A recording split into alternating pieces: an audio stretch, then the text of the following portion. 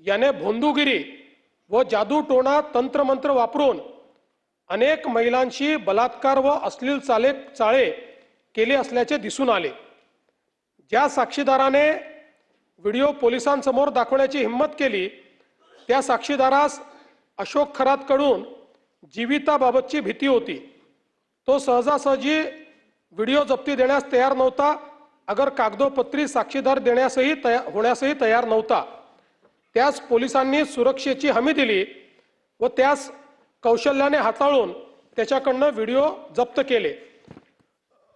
आरोपी म्हणजे अशोक खरात हा देश सोडून पळून जाण्याची शक्यता होती। तो पळून गेला असता तर त्याला शोधणे जिकरीचे ठरले असते। त्यामुळे पोलिसांनी त्याचा लुकआउट सर्क्युलर जारी करण्याबाबत अहवाल एअरपोर्ट अथॉरिटी यांना 10/3/2026 रोजी सादर केला व एअरपोर्ट अथॉरिटीने तात्काळ त्यास परदेश गमनासाठी बंदी घातली।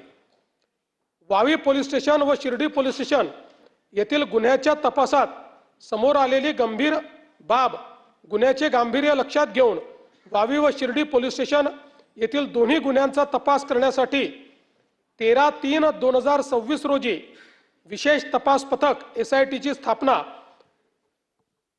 विशेष पोलीस महानिरीक्षक कायदा व सुव्यवस्था यांच्या आदेशान्वये करून दोन्ही तपास SITकडे वर्ग करण्यात आले।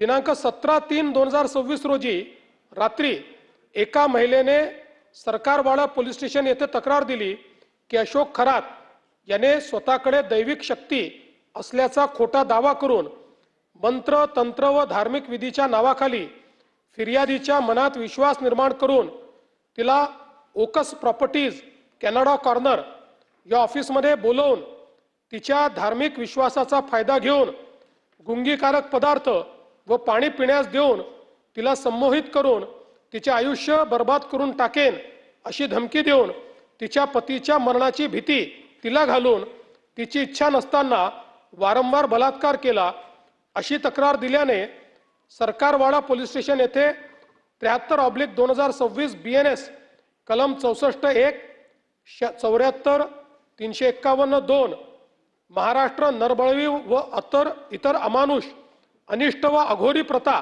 व जादूटोणा प्रतिबंध अधिनियम कलम 3(1) व 2 प्रमाणे दाखल करून आरोपी अशोक खरात यास दिनांक 17/3/2026 रोजी 23:59 तात्काळ अटक करण्यात आली। सदर गुन्ह्याचा तपास प्राथमिक तपास गुन्हे शाखा युनिट क्रमांक 1 नाशिक शहर यांनी केला।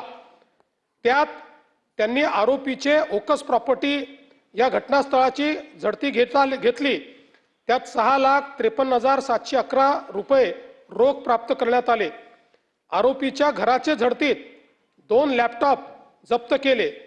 आरोपीची फार्म हाऊस मिरगाव तालुका सिन्नर जिल्हा नाशिक येथे झडती घेता त्या ठिकाणी DVR 1 रिव्हॉल्वर 21 जिवंत काडतूस 5 फायर केलेले काडतूस गट क्रमांक 106/2 खरेदी खताची झेरॉक्स असा मुद्देमाल मिळून आल्याने तो तपासात जप्त केला आहे।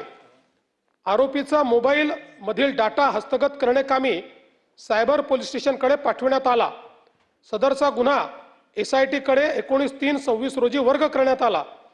आरोपीचा मोबाईल फोन क्रमांक युनिट नाशिक शहर यांनी त्याला अटक करतेवेळी 17/3/2026 रोजी ताब्यात घेतला असून त्याच्या फोनमधील डेटा क्लोनिंग साठी सायबर विभाग नाशिक यांच्याकडे दिलाय। ज्या महिला अशोक खरात यांच्या भोंदूगिरीस बळी पडल्या होत्या त्यांची ओळख निष्पन्न करून त्यांच्याशी संपर्क साधला।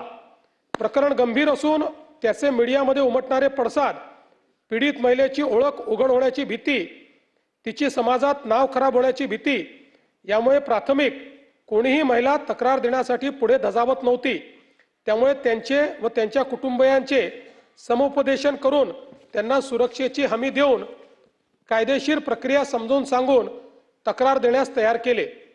पोलिसांनी त्यांचे कौशल्य वापरून साक्षीदाराने हजर केलेले व्हिडिओमधून निष्पन्न झालेल्या महिलांची नावे निष्पन्न करून त्यांना व त्यांचे नातेवाईकांना भेटून समुपदेशन केले। व्हिडिओमधील